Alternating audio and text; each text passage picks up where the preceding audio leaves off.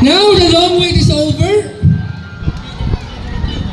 We are going to award different recognitions to our participating schools.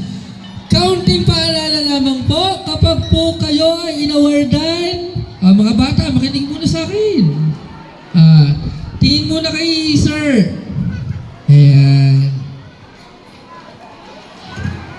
Bago ang lahat, gusto ko pong pasalamatan ang lahat ng mga magulang na naririto. Marami pong salamat sa suporta.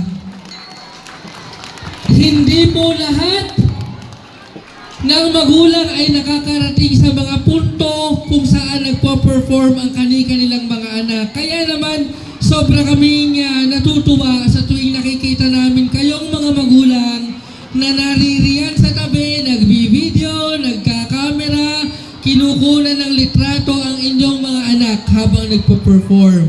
Ang tagumpay ng mga batang yan ay tagumpay nyo ring mga magulang.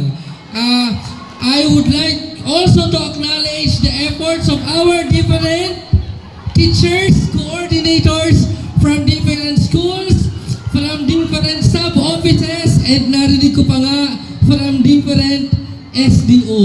So meron po dito ang taga Batangas City, I believe. Before anything else, gusto ko ring, I would like to acknowledge the participation of all schools. Okay, palakpakan natin ang ating mga sarili.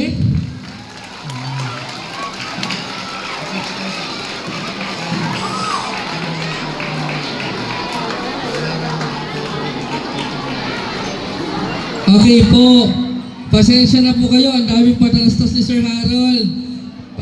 Paging lamang po doon po sa sasakyang Toyota Wigo Black with plate number DAC 5